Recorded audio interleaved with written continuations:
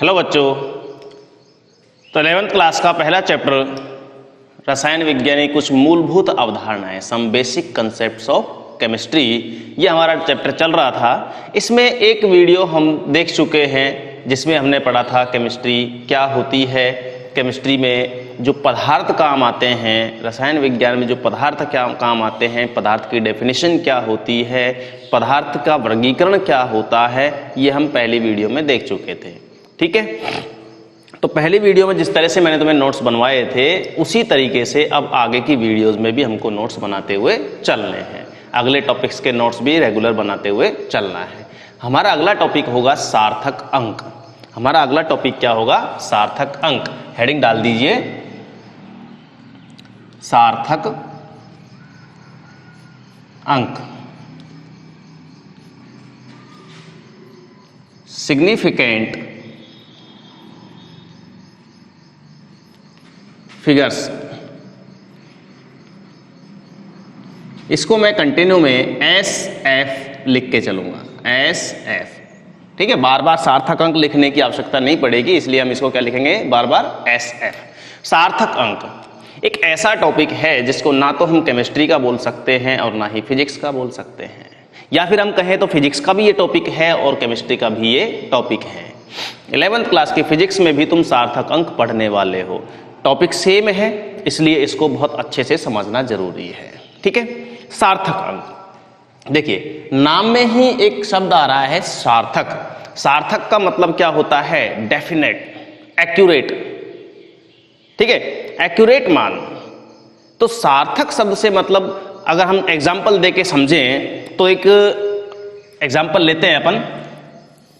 Heading डाल दी होगी, सार्थक अंक। जैसे मैंने कहा कि इस जगह से और जयपुर कितना दूर है? किसी का जवाब आया, बोलो साहब 150 किलोमीटर। किसी ने कहा 160 किलोमीटर। एक बच्चा पूरी तरह से कंफर्म होकर बोलता है सर 148 किलोमीटर। जयपुर का कोई भी स्थान एक ले लिया कि कितना किलोमीटर है? 148 किलोमीटर। यहां हम कंफर्म नहीं है, यहां हम कंफर्म नहीं है, यहां हम कंफर्म हैं। तो हम क्या कहेंगे कि यहां तीनों अंक जो है कंफर्म हैं, इसलिए सार्थक अंक इसमें तीनों होंगे, यानी कि 3 सार्थक अंक होंगे। यहां इन दोनों में हम कंफर्म नहीं है। 150 का 152 भी वो हो सकता है, 148 भी हो सकता है, 1-2 किलोमीटर ऊपर नीचे हो सकता है, इसलिए हम केवल 2 अंक तक तो कंफर्म हैं। 16 और 15 ये 2 अंक तक तो हम कंफर्म हैं, इसलिए हम यहां का क्या कहेंगे? सार्थक अंक कितने होंगे? 2। एक और एग्जाम्पल देखिए। जैसे हमने कहा कि यहां से और यहां तक की जो दूरी है, एक लाइन खींची मैंने, ये देखिए, ये एक लाइन खींची। इस लाइन की लंबाई, इस रेखा की लंबाई ज्ञात करनी है, और मैंने तुम्हें एक स्केल दे दिया। उस स्केल में 1 2 3 4 5 6 इस तरह से 1 2 3 4 5 6, ये 0। इस तरीके से यहां पे माप पैमाने बने हुए हैं। तुमसे कहा जो तुम्हें दिख रहा है उसका जवाब क्या मिलेगा? कमेंट सेक्शन में जरूर बताना कि इसका जवाब इसको देखने के बाद क्या मिलेगा। फटाफट यहां से ऐसे करेंगे और कह दिया सर कितना? 2.5 सेंटीमीटर। ठीक है, अगर मैं इसको ये कहूं कि ये रेखा की लंबाई यहां तक है, ऐसे मान लीजिए इसको तुम क्या कहोगे? 3 सेंटीमीटर। क्या कहोगे? 3 सेंटीमीटर। अब देखिए, एक ऐसा ही एक पैमाना और दे दिया मैंने तुम्हें। एक इस पैमाने में 0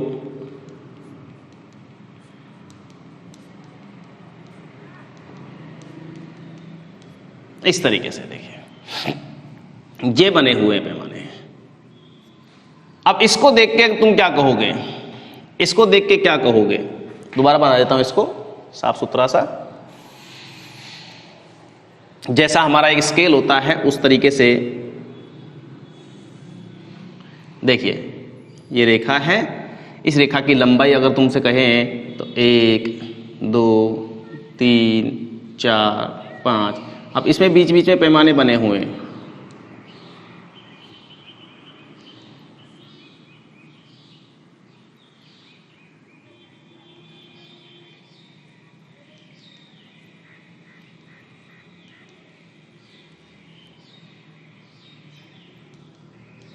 इस तरीके से।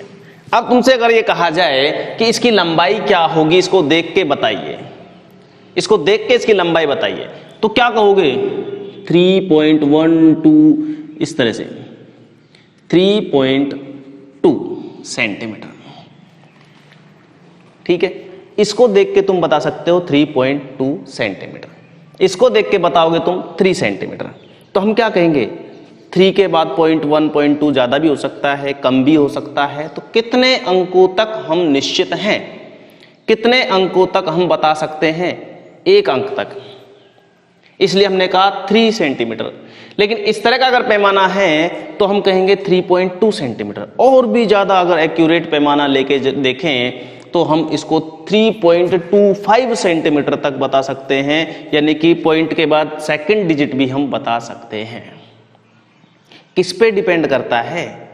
किस पे डिपेंड करता है? मापन करने के लिए जो भी तुम तंत्र काम में ले रहे हो, युक्ति काम में ले रहे हो, डिवाइस काम में ले रहे हो, ठीक है, जो पैमाना काम में ले रहे हो, उसकी सार्थकता पर डिपेंड करता है कि वो कितना सार्थक है। ठीक है, तो यहां हम क्या कहेंगे? सार्थक अंक 1 और यहां सार्थक अंक 2।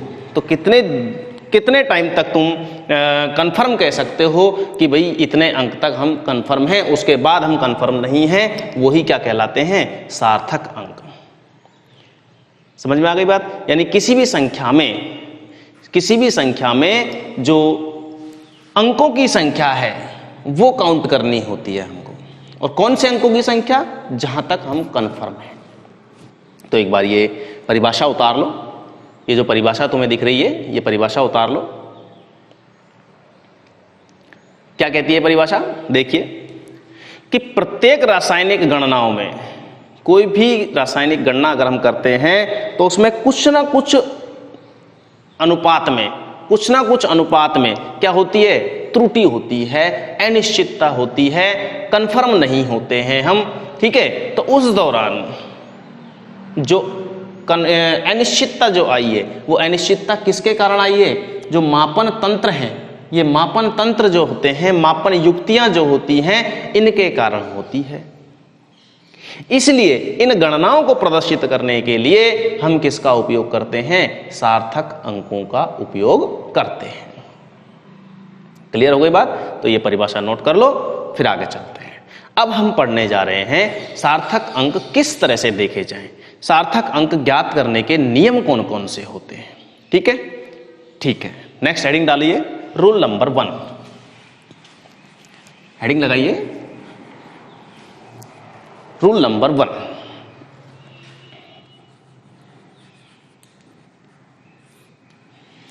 रूल नंबर 1 क्या कहता है? सभी अशून्य संख्याएं या अंक, अशून्य अंक सार्थक होते हैं।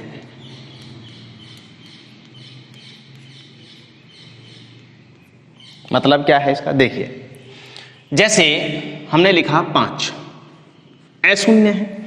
1 से लेके और 9 तक की जो संख्याएं हैं वो सब क्या हैं? अशून्य। और शून्य तो शून्य है, 0। ठीक है, जो 0 होता है उसको क्या बोलते हैं? शून्य। और 0 के अतिरिक्त 1 से लेके 9 तक की जो संख्याएं हैं, जो अंक हैं, वो अशून्य अंक हैं। 5 लिखा, देखिए यहां लिखी मैंने संख्या,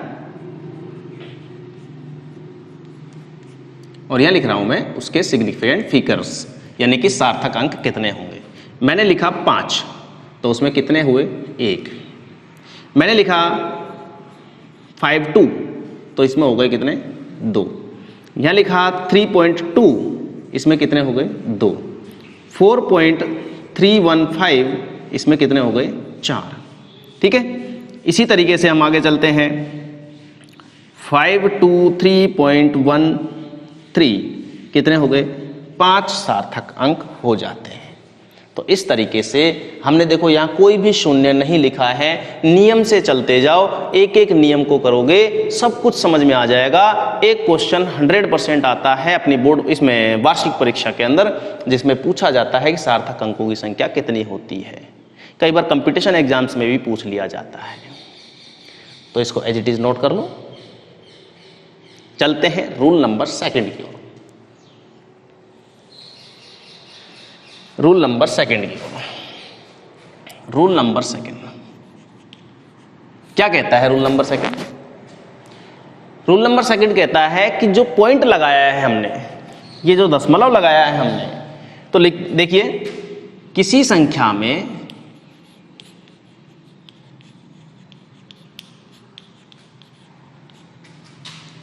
दशमलव के बाद यानी कि दाईं ओर, ये दशमलव है, ये दाईं ओर कहलाएगा, ये बाईं ओर कहलाएगा। ध्यान रखना, ये दाईं ओर। ऐसे मत देखना कि मैं ऐसे खड़ा हो गया, अब दशमलव जो दिख रहा है बोर्ड पे वो दाईं ओर, इस तरह से नहीं। जो हम कॉपी में देख रहे हैं, कॉपी में हमारे सामने जो रखा हुआ है उसका राइट साइड ये है, लेफ्ट साइड ये है, ठीक है। दाईं ओर के सभी शून्य सार्थक होते हैं।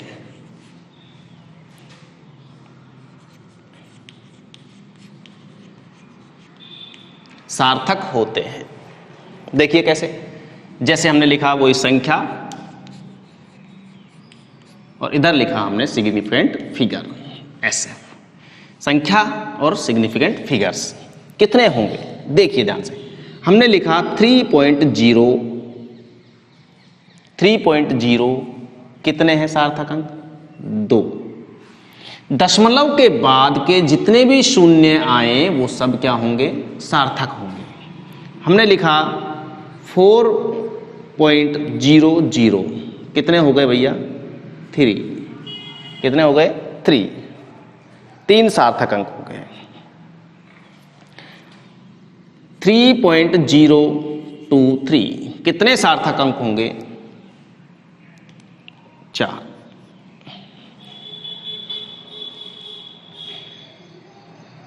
नोट कर लो।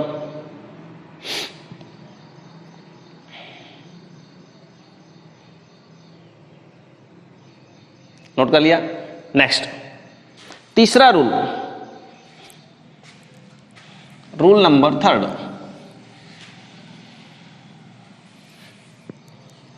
रूल नंबर 3 क्या कहता है? दशमलव के बाद या दशमलव से पहले, बाद वाले देख लिए, से पहले यानी कि बाईं ओर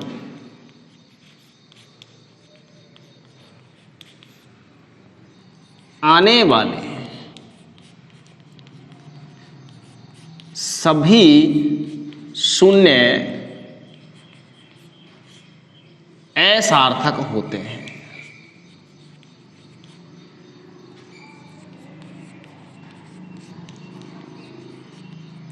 मतलब सार्थक नहीं होते हैं, सार्थक नहीं होते हैं, ठीक है। जैसे फॉर एग्जाम्पल हम बात करें वही संख्या और उसमें सिग्निफिकेंट फिगर्स कितने होंगे। देखिए कितने होते हैं? 0.2 कितने हुए? 1। 0.03 1। 0.0235 कितने हो गए? 3। देखिए हमने कहा कि जो भी सार्थक अंक है, जो भी अशून्य संख्या है, ठीक है, एक सेकेंड, दशमलव के बाद आने वाले सभी शून्य सार्थक होते हैं। इधर देखिए दशमलव से पहले आने वाले सभी शून्य असार्थक होते हैं। दशमलव से पहले का मतलब हो गया अशून्य संख्या से पहले। अशून्य संख्या से पहले के जितने भी जीरो हैं, ठीक है, ये परिभाषा भी तुम देख सकते हो इस तरीके से। तो जितने भी शून्य हैं वो सब असार्थक होते हैं। देखिए एग्जाम्पल से बिल्कुल क्लियर समझ में आ रहा होगा। यहां देखिए ये क्या है? अशून्य संख्या है।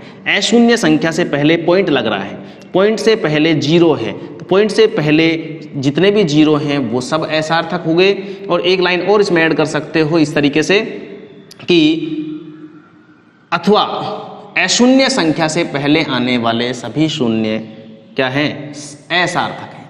देखिए तो दशमलव से पहले वाले शून्य असार्थक, दशमलव से पहले वाले शून्य असार्थक, तो ये जीरो को क्या हो गए, असार्थक। इसके अतिरिक्त ये देखिए अशून्य संख्या से पहले आने वाले जितने भी शून्य हैं, अगर आगे कोई संख्या नहीं है तो वो सब क्या है, असार्थक होंगे। तो इस तरह से काउंट करना है, ठीक है। रूल नंबर 4, उतारते चलना साथ साथ, वीडियो को पॉज करो और उतार लिया करो।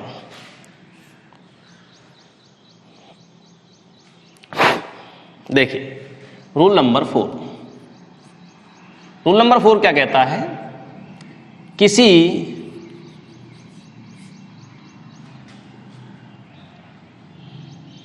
संख्या में दो अशून्य संख्याओं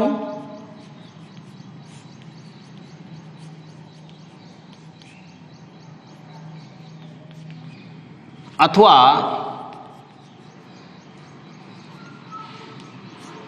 दो सार्थक अंकों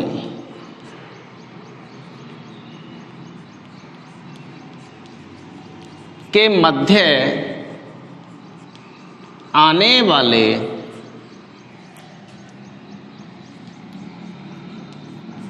सभी शून्य सार्थक होते हैं।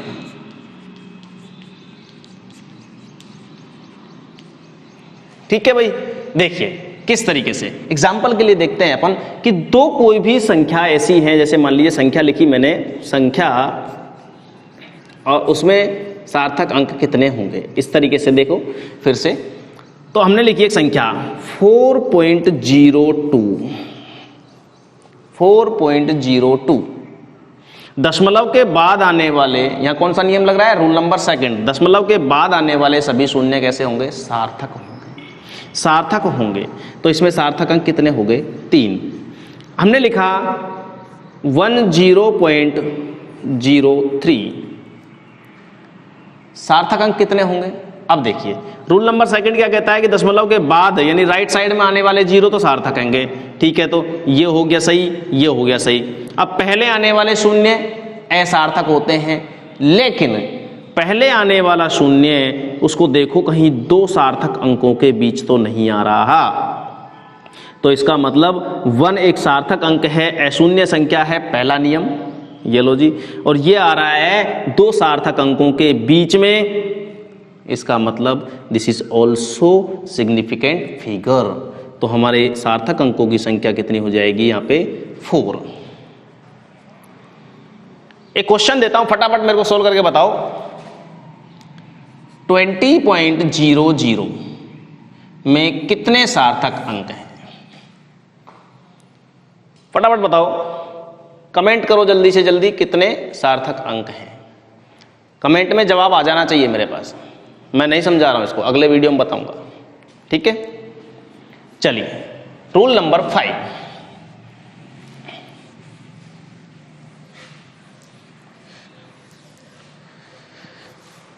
वैज्ञानिक संकेतन की बात करते हैं। 10th क्लास में हम पढ़ा करते थे वैज्ञानिक संकेतन। वैज्ञानिक संकेतनों में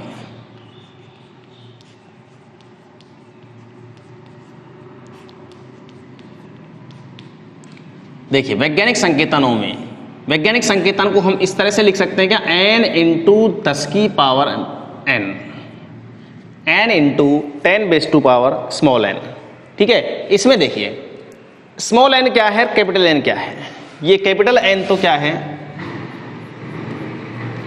1 से 9 के मध्य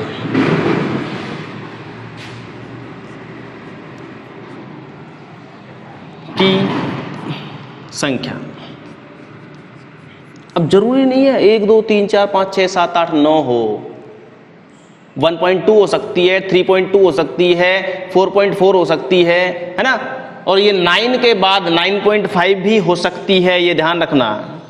पहला पॉइंट तो ये याद रखो दूसरा स्मॉल एन क्या है, चरघातांक की गुणक या चरघातांक। क्लियर हो गई बात। अब इसमें हमको सार्थक अंक से मतलब क्या है, वैज्ञानिक संकेतन लिखना भी सीखेंगे और उसमें क्या सार्थक अंक भी निकालना सीखेंगे। ठीक है, देखिए सबसे पहली चीज तो यहां ये नोट करो कि केवल एन यानी कैपिटल एन द्वारा सार्थक अंक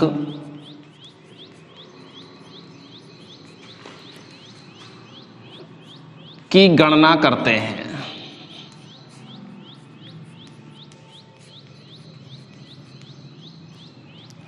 दस की पावर एन द्वारा नहीं। सबसे पहला पॉइंट मैं बार बार बोल रहा हूं कि केवल इसको देखोगे कि एन द्वारा सार्थक अंक निकालेंगे और स्मॉल एन मतलब 10 की पावर स्मॉल एन इसके द्वारा हम नहीं निकालेंगे। आ तो रहा है ना, देख लेता हूं एक बार, सही आ रहा है। देखिए 10 की पावर एन द्वारा नहीं। अब इससे मतलब क्या है, मिटा दूं क्या इसको, उतार लिया होगा। क्वेश्चन जरूर नोट कर लेना और क्वेश्चन का आंसर मुझे कमेंट में मिल जाना चाहिए। देखिए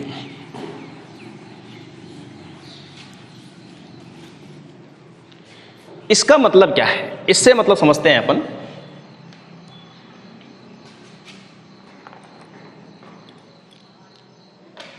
देखिए एक क्वेश्चन लिखता हूं, एक संख्या लिखता हूं यहां पे, जैसे 3.2 इंटू 10⁻⁻⁴ ये संख्या है और यहां हमको SF निकालना है। इसका कितना होगा भाई। देखिए सबसे पहले तो हम इसको वैज्ञानिक संकेतन के रूप में देखते हैं। n क्या है यहां पे 3.2, 10⁻n 10 की पावर -4, स्मॉल n का वैल्यू क्या है यहां पे -4। ठीक है, तो यहां सिग्निफिकेंट फिगर कितने होंगे, 2 होंगे। केवल इसके द्वारा निर्धारण करना है। और ये अगर हम देख लेते हैं तो हमको ये समझ में आ गया होगा कि 3.2 में रूल नंबर 1 से लेकर 4 तक लगाने हैं हमको। क्लियर, रूल नंबर 5 है। देखिए इसमें एग्जांपल और देखते हैं।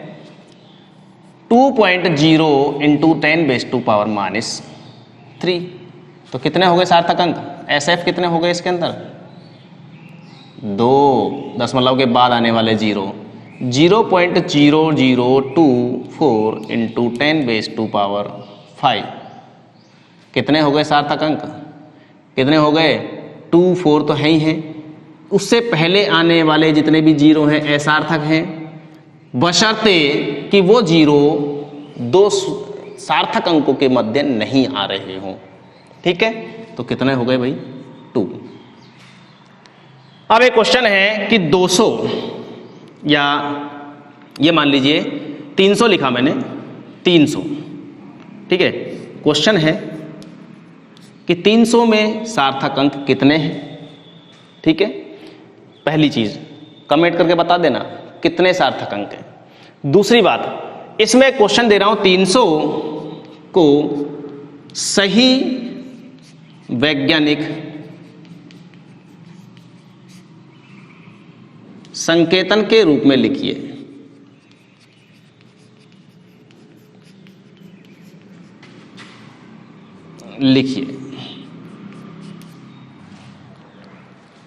ज्यादा आगे तो नहीं पहुंच गए। ठीक है, देखिए ऑप्शन नंबर फर्स्ट, मैं सबसे पहले ऑप्शन दे देता हूं तुमको। 3 इंटू 10 की पावर -2, 3.0 इंटू 10 की पावर +2। तीसरा ऑप्शन है 0.03 इंटू 10 की पावर 4, 0.3 इंटू 10 की पावर 3। कितने ऑप्शन दिए हैं, 4 ऑप्शन दिए हैं। इन चारों ऑप्शन को फटाफट देखो और ये बताइए कि 300 का सही वैज्ञानिक संकेतन कौन सा होगा?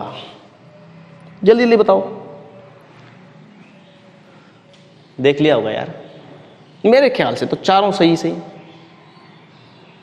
से लग रहे हैं मेरे को तो।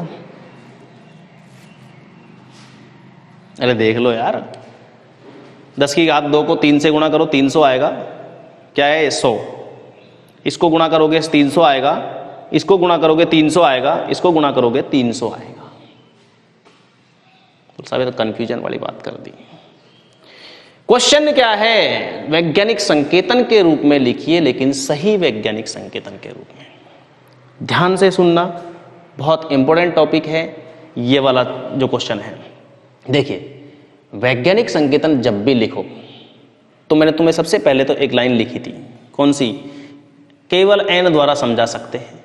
n का वैल्यू 1 से लेकर 9 के मध्य होना चाहिए। 1 से लेकर 9 के मध्य होना चाहिए।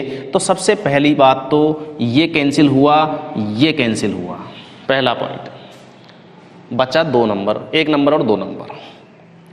दूसरा पॉइंट ये याद रखो कि जो संख्या तुम्हें दी गई है, उसमें और जो तुम आंसर निकालने जा रहे हो उसमें दोनों में सार्थक अंकों की संख्या बराबर होनी चाहिए। दोनों में सार्थक अंकों की संख्या बराबर होनी चाहिए। जरा चेक करो तो, SF बराबर कितने हैं इसमें भैया? 1। इसमें SF कितना है? 2। इसमें SF कितना है? 1। इसमें SF कितना है? 1। अब जो हमें संख्या दी गई है उसमें कितने SF हैं? इसमें सार्थक अंक कितने हैं? 1। इसमें सार्थक अंक कितने हैं? 1। ये लो जी।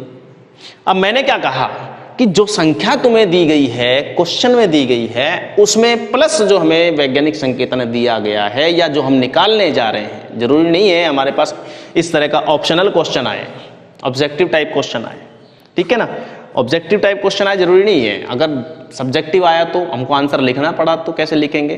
तो सीधा सा तरीका मैंने तुम्हें क्या बताया है कि n, कैपिटल N की वैल्यू तो 1 से 9 के मध्य रखो, और जो तुम्हारा क्वेश्चन है, जो संख्या दी गई है उसमें और वैज्ञानिक संकेतन जो तुम लिखने जा रहे हो उसमें क्या सार्थक अंकों की संख्या बराबर होनी चाहिए। ये लो जी, सार्थक अंक इसमें कितने हैं? 1। इसमें भी 1, इसमें भी 1, इसमें भी 1। लेकिन इसको तो मैं पहले ही कैंसिल कर चुका हूं, तो बचा कौन? फर्स्ट। आंसर क्या हो जाएगा? First option.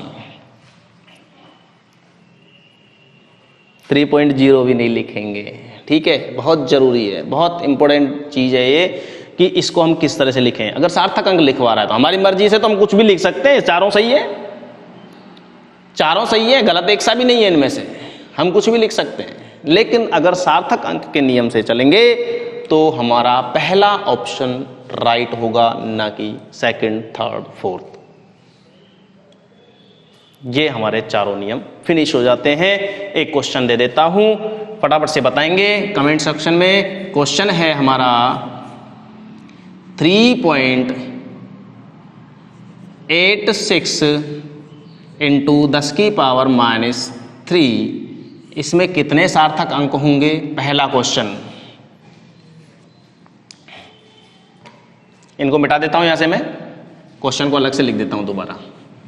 ये उतारो पहले तो, सबसे पहले तो ये उतारो, ये यहां से कंटिन्यू चलते हुए ये एग्जाम्पल और हो गए 2, इसके बाद ये क्वेश्चन उतारना है, उसके बाद आगे क्वेश्चन देता हूं। उतार लिया? वीडियो पॉज कर लिया करो और उतार लो। क्वेश्चन है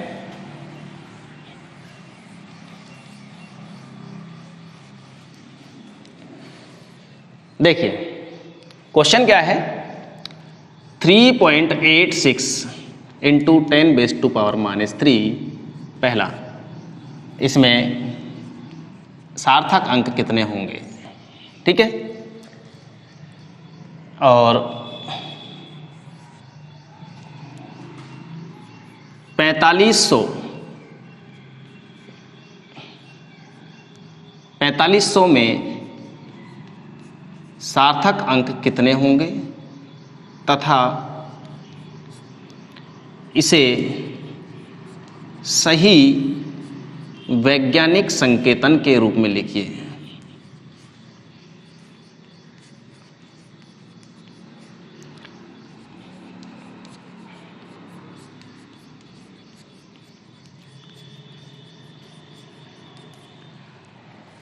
उतार लो। क्वेश्चन ढंग से समझ लेना कि 4500 जो है उसका सार्थक अंक भी लिखना है और इसका सही वैज्ञानिक संकेतन भी लिखना है। फटाफट उतार लो वीडियो पॉज करके।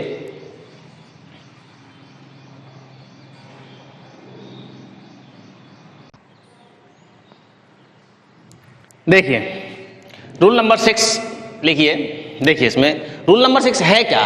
अंतिम अंक को हटाना। अंतिम अंक को हटाना या संख्या का निकटन। मतलब क्या है इसका कि हमारे पास मान लीजिए कोई 4 सार्थक अंकों वाली संख्या दे रखी है। 4 सार्थक अंकों वाली संख्या दे रखी है और तुमसे यह कहा जाए कि इसको 3 सार्थक अंकों वाली संख्या में बदलिए। 3 सार्थक अंकों वाली संख्या में बदलिए। कैसे बदलेंगे भाई? देखो चारों के चारों अंक तो कैसे हैं? अशून्य हैं। तो अशून्य अंकों को तो अपन यहां से हटा नहीं सकते, मतलब इसको कम नहीं कर सकते। अगर कम करना चाहते हैं तो हम क्या करेंगे? अंतिम अंक को हटाएंगे। बस अंतिम अंक को हटा सकते हैं, इसीलिए हमने लिखा अंतिम अंक हटाना। अंतिम अंक को हटाने के लिए तुमने बहुत सारे रूल्स पढ़ रखे हैं, बढ़िया बढ़िया रूल पढ़ रखे हैं, और वही रूल मैं तुम्हें बताने जा रहा हूं जो 10वीं क्लास में हम पढ़ा करते थे। क्या है वो? कि हमने लिखा 2.34, इसको भी लिख दिया 2.34, यहां तक तो लिख दिया। लेकिन अंतिम अंक को जब हम हटा रहे हैं तो क्या करना है इसके लिए कि अगर ये संख्या जिसको हम हटाने जा रहे हैं वो संख्या अगर 5 से ज्यादा है, 5 से ज्यादा है, तो इससे ठीक पहले वाले अंक को हम क्या करते हैं? +1 कर देते हैं, यानी कि 5 कर देंगे। और अगर मान लीजिए जिस अंक को हम हटा रहे हैं और वो 5 से कम है तो हम उसको क्या करेंगे? 4 का 4 रख देंगे। इसको हम इस तरह से समझ सकते हैं। देखो एक एग्जाम्पल देता हूं तुम्हें इससे। ये देखिए, ये है हमारा 2.35, ये है हमारा 2.34 और ये है हमारा 2.355। ठीक है, देखिए फिर से हम ये लिख देते हैं। अब देखो इसको लॉजिकली समझेंगे अपन। देखिए 2.35 ज्यादा मान है, ये 2.34 कम मान है, बीच में आ गए ये सारे के सारे। 2.341, 2.342, 2.343, 2.344, 2.355, 45 सॉरी, यहां पे 45 लिखेंगे। देखिए 2.345, 2.346, 347, 348, 349 और 350 या 35। ठीक है, यहां तक कोई दिक्कत? देखिए हमको क्या करना है? हमको यह करना है कि जो आंसर हम लिखने जा रहे हैं उसमें त्रुटि कम से कम हो। मैंने शुरू में बता दिया कि मापन में अनिश्चितता रहती है, त्रुटियां आती हैं, इसलिए उस त्रुटि को कम से कम करने का प्रयास किया करो। गलती बोलते हैं इसको, कि हम मान लीजिए 346 को 35 लिखने जा रहे हैं तो एक गलती कर रहे हैं। 343 को हम 34 लिखने जा रहे हैं तो हम गलती कर रहे हैं। तो गलती ऐसी करो जो कम से कम हो, त्रुटि इतनी होनी चाहिए जिसको हम नेग्लिजिबल मान सकें। तो देखिए अगर मान लीजिए हम लिखते हैं इसको 346 को 344 लिख देते हैं, 34 लिख देते हैं। इसको मान लीजिए हम 2.346 को लिखने जा रहे हैं और इधर लिखने जा रहे हैं 2.343 को लिखने जा रहे हैं। तो देखिए अगर मैं इसको 34 लिख देता हूं, 2.346 जो है देखिए इधर यहां पे, ये यहां पे होगा, ये हो गया 2.346। और 343 कहाँ होगा, यहाँ होगा करीब, ये हो गया 2.343। ये दो। अब मैं मान लीजिए इस 346 को 35 लिख देता हूं तो गलती कितनी हुई, इतनी। अगर इसको मान लीजिए 34 लिखता हूं तो गलती कितनी हुई, इतनी। समझ में आ रहा है? ऐसे ही 343 को अगर मैं 34 लिखता हूं तो गलती होगी इतनी, और अगर 343 को 35 लिखता हूं तो गलती होगी हमारी ये इतनी। देख सकते हो। तो हमने क्या कहा, त्रुटि या गलती कम से कम होनी चाहिए। गलती कम से कम होनी चाहिए तो हमारा ये आंसर गलत होगा, ये आंसर सही होगा। ऐसे ही हमारा ये आंसर सही होगा, ये आंसर गलत होगा। ये हमारा लॉजिकली एक कारण पता लग गया हमको। अब हम इसको कभी नहीं भूल सकते। सबको पता है कि 46 को 346 को 35 लिख सकते हैं, 343 को 34 लिख सकते हैं। रटते हुए आ रहे हैं। अगली संख्या अगर 5 से ज्यादा है तो +1 करना है, और अगर 5 से कम है तो एज इट इज रख देना है। लेकिन ये नहीं पता था कि इसको हम ऐसा क्यों करते हैं, क्यों कर पाते हैं। तो वो कारण मेरे ख्याल से समझ में आ गया होगा। वीडियो को एक बार रिवाइंड करो, फिर से देखो एक बार कि ये अगर हम इतना सा त्रुटि रखते हैं तो ये हमारा सही है, और अगर हम ज्यादा त्रुटि रखते हैं तो हमारा गलत होगा। इसी तरह से कम त्रुटि वाला है तो 343 को हम 34 लिख सकते हैं, 35 नहीं। इसी तरह से 346 को हम 35 लिख सकते हैं, 34 नहीं। क्लियर? चलिए, यहां तक समझ में आ गया होगा। वैज्ञानिक अंतिम अंक को हटाना, इसमें नियम में लिख लो एक बार, मैं जो बोल रहा हूं एज इट इज, कि जिस अंक को हटाना है, जिस अंतिम अंक को हटाना है, यदि वह अंक 5 से अधिक है, 5 से अधिक है, तो उससे पूर्व की संख्या को +1 करके लिखा जाता है, +1 करके लिखा जाता है। यदि अंतिम अंक दूसरी लाइन में लिखेंगे, यदि अंतिम अंक 5 से कम है, 5 से कम है, तो उससे पूर्व का अंक ज्यों का त्यों लिख दिया जाता है। यहां तक मेरे ख्याल से सब कुछ समझ में आ गया होगा, सब कुछ क्लियर हो गया होगा।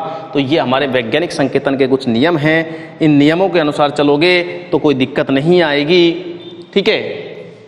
इनके बाद अब मैं देता हूं तुम्हें एक क्वेश्चन होमवर्क के रूप में, वो करना है हमको।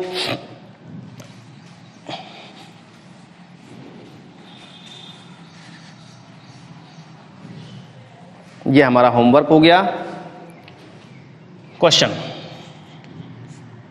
सार्थक अंक लिखिए। पहला है 3.240, दूसरा है 3.001, तीसरा है 5.02 × 10⁻³ चौथा है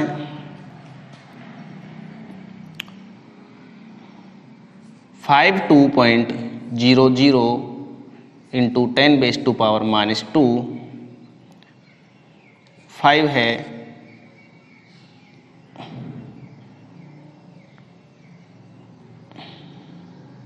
0.103 ×